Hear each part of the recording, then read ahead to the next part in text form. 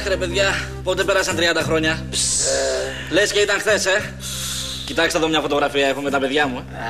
Αστέρια, Ρε, να τα χαίρεσαι, ρε, μπράβο. Ευχαριστώ. Πάντως, ρε παιδιά, ήταν καταπληκτική αυτή η ιδέα που είχαμε τελικά. Δηλαδή, μετά από 30 χρόνια γάμου, να βρεθούμε στο ίδιο ξενοδοχείο που όλοι μαζί τότε είχαμε περάσει το μήνα του μέλητος με τις γυναίκες μας. Φοβερή ιδέα.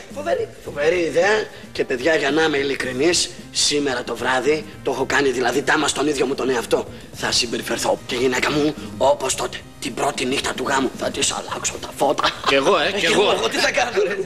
Άμα είναι έτσι, αύριο στο πρωινό να τα πούμε. Να μιλήσουμε για τις επιδόσεις μας. Γουστάρω.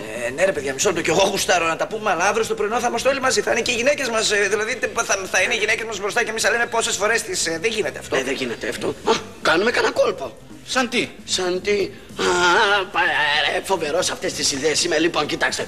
Παίρνουμε τη φρυγανιά και όσες φορές αλείψουμε το βούτυρο στη φρυγανιά, τόσες φορές σημαίνει ότι έγινε η τακτοποίηση. Οπότε θα συνονοηθούμε έτσι. Μέσα είστε. Βέβαια, ναι. Ωραία.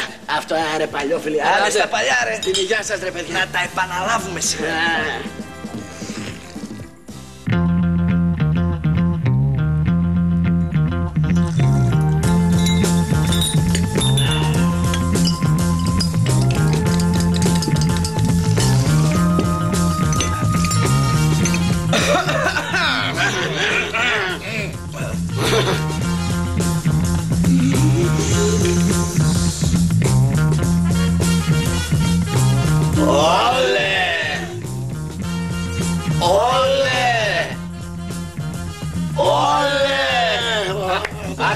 Άξιος.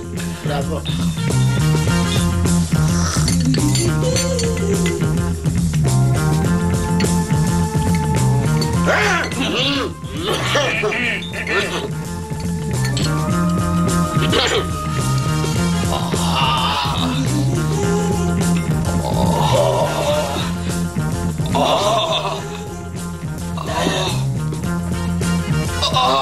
Μπράβο. Καλά δεν παίζεσαι. Μπράβο. Ευχαριστώ.